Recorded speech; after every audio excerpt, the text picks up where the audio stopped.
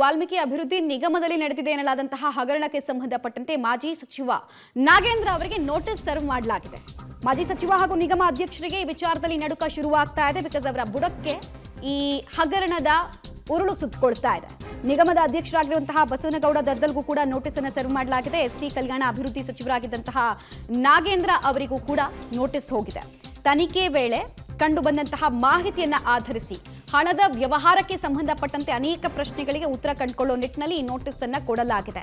ತುರ್ತಾಗಿ ವಿಚಾರಣೆಗೆ ಹಾಜರಾಗುವಂತೆ ಕೂಡ ಸೂಚನೆಯನ್ನ ಇದೇ ನೋಟಿಸ್ನಲ್ಲಿ ಉಲ್ಲೇಖ ಮಾಡಲಾಗಿದೆ. ಅಲ್ಲಿಗೆ ಪದವಿಯನ್ನ ಕಳ್ಕೊಂಡಿದ್ದಾರೆ ಈಗಾಗಲೇ ನಾಗೇಂದ್ರ ಅವರು. ಇನ್ನು ಈ ಪ್ರಕರಣದಲ್ಲಿ ಕಾನೂನು ಕುಣಿಕೆ ಮತ್ತಷ್ಟು ಬಿಗಿ ಆಗ್ತಾ ಇರೋದು ಕೂಡ ಬಹಳ ಸ್ಪಷ್ಟವಾಗಿ ಕಾಣಿಸ್ತಾ ಇದೆ.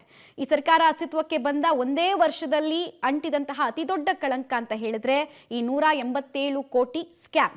ಸೊ ಈ 187 ಕೋಟಿ ಸ್ಕ್ಯಾಮ್ಗೆ ಸಂಬಂಧಪಟ್ಟಂತೆ SIT ಅಧಿಕಾರಿಗಳು ಕೂಡ ತನಿಖೆಯನ್ನು ಚುರುಕುಗೊಳಿಸಿದ್ದಾರೆ. ಇಡಿ ಎಂಟ್ರಿ ಆಗಿದೆ, CBI ಎಂಟ್ರಿ ಆಗಿದೆ. ಈ ಬೆನ್ನಲ್ಲೇ ಬೆಳಗ್ಗೆ ಅಷ್ಟು ನಾವು ಗಮನಿಸ್ತಾ ಇದ್ವಿ, ಇವರ PS-ಗೆ ನೋಟಿಸ್ ಅನ್ನ ಕೊಡಲಾಗಿತ್ತು ವಿಚಾರಣೆಗೆ ಹಾಜರಾಗುವಂತೆ. ಈಗ ಇವರಿಗೆ ನೋಟಿಸ್ ಅನ್ನ ಕೊಡಲಾಗಿದೆ. ಸೊ ಅಲ್ಲಿಗೆ ಈ ಹಣದ ವ್ಯವಹಾರದಲ್ಲಿ ನಿಗಮದ MD ಹಾಗೂ ಬ್ಯಾಂಕ್ ಸಿಬ್ಬಂದಿ ಹಾಗೂ ಸಚಿವರ ನಡುವೆ ಲೂಪ್ ಇದ್ದಿದ್ರಿಂದ ಇಷ್ಟು ದೊಡ್ಡ ಸ್ಕ್ಯಾಮ್ ಆಗೋಕ್ ಆಯ್ತು ಅನ್ನೋದು ಪ್ರಶ್ನೆ. ಜನರು ಕೂಗಾಗಿರೋ ಕಾರಣ ಇವತ್ತೆಲ್ಲೋ ಒಂದು ಕಡೆ ವಿಚಾರಣೆ ಸಲುವಾಗಿ ಕೂಡ ನೋಟಿಸನ್ನು ಕೊಡಬೇಕಾಗಿತ್ತು. ನಾವು ಒತ್ತಾಯ ಮಾಡಿದ್ವಿ, ಮಾಜಿ ಮಂತ್ರಿಗಳನ್ನ ಅರೆಸ್ಟ್ ಮಾಡಬೇಕು ಅಂತೇಳಿ. ಇಲ್ಲಿ ತನಕ ಅರೆಸ್ಟ್ ಮಾಡಲಿದ್ರೆ ಬರಲ್ಲ, ಅವ್ರು ನೋಟಿಸ್ ಕೊಡೋಂಥ ಕೆಲಸ ಕೂಡ ಮಾಡಿಲ್ಲ ವಿಚಾರಣೆಗೋಸ್ಕರವಾಗಿ. ಹಂಗಾಗಿ ನಾವು ಮುಂದಿನ ದಿನಗಳಲ್ಲಿ ಎಲ್ಲ ಇಡೀ ರಾಜ್ಯದಲ್ಲಿದ್ದಂಥ ಎಲ್ಲ ಸಮುದಾಯಗಳ ಜನರು ಒಂದೇ ಒಂದು ಅವರು ಧ್ವನಿ ಎತ್ತುತ್ತಾ ಇದ್ದಾರೆ.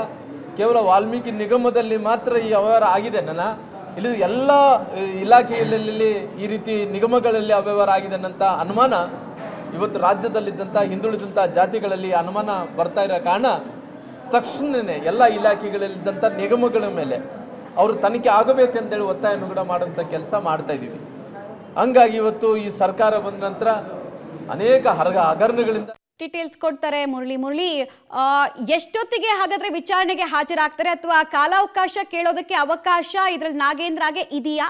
ಹಾಗೂ ನಿಗಮದ ಅಧ್ಯಕ್ಷರಿಗೆ ಸಂಬಂಧಪಟ್ಟಂತೆ ಏನ್ ಮಾಹಿತಿ ಸಿಗ್ತಾ ಇದೆ ಅಂತ? ಮಮತಾ, ಏನಂದ್ರೆ ತುರ್ತಾಗಿ ವಿಚಾರಣೆಗೆ ಹಾಜರಾಗಬೇಕು ಅಂತ ಹೇಳಿ ನೋಟಿಸ್ ಅನ್ನ ಕೊಟ್ಟಿರುವಂತದ್ದು. ಆದ್ರೆ ನಾಗೇಂದ್ರ ಅವರು ಬೆಂಗಳೂರಿನಲ್ಲಿ ಇಲ್ಲ ಅನ್ನೋದ್ರ ಬಗ್ಗೆ ಒಂದಷ್ಟು ಮಾಹಿತಿಗಳು ಕೂಡ ಬರ್ತಾ ಇದಾವೆ.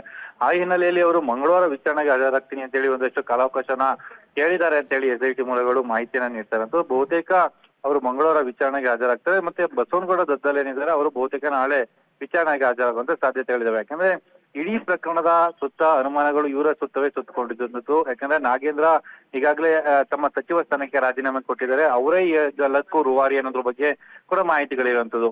ಆದ್ರೆ ಬಸವನಗೌಡ ದದ್ದಲ್ ಏನಿದ್ರು ಅವರು ಅಧ್ಯಕ್ಷರಾಗಿದ್ದಾರೆ. ಅವರ ಗಮನಕ್ಕೆ ಬರದೆ ಇಷ್ಟು ದುಡ್ಡು ಕೋಟಿ ಹಣ ಆಚೆಗೆ ಹೋಗಿರುವಂತ ಅನುಮಾನಗಳು ಕೂಡ ಇತ್ತು. ಆ ಹಿನ್ನೆಲೆಯಲ್ಲಿ ಇಬ್ಬರನ್ನು ಕೂಡ ವಿಚಾರಣೆಗೆ ಒಳಪಡಿಸಬೇಕು ಅಂತ ಹೇಳಿ. ಯಾಕೆಂದ್ರೆ ಅವರ PS ಗಳಾದಂತ ಪಂಪಣ್ಣ ಮತ್ತು ದೇವೇಂದ್ರಪ್ಪ ಇಬ್ಬರಿಗೂ ಕೂಡ ನೋಟಿಸ್ ಅನ್ನ ಕೊಟ್ಟಿದ್ರು. ಈಗ ಇವರಿಬ್ಬರಿಗೂ ಕೂಡ ನೋಟಿಸ್ ಅನ್ನ ಕೊಟ್ಟು ಒಂದಷ್ಟು ಕ್ಲಾರಿಫಿಕೇಶನ್ ಅನ್ನ ಪಡ್ಕೊಳ್ಳೋದಕ್ಕೆ ಮತ್ತು ಅವರ ಹಣ ವಹಿವಾಟನ್ನ ನಡೆಸಿದಾರೆ ಏನೋ ಅನ್ನೋದ್ರ ಬಗ್ಗೆ ಸ್ಪಷ್ಟನೆ ತೆಗೆದುಕೊಳ್ಳೋಕೆ ಪ್ರಯತ್ನಗಳನ್ನ ಈಗ SIT ಮಾಡ್ತಾ ಇರೋಂಥದ್ದು. ಮಮತಾ, ರೈಟ್. ಧನ್ಯವಾದ ಮುರಳಿ ತಮ್ಮೆಲ್ಲ ಮಾಹಿತಿಗಾಗಿ.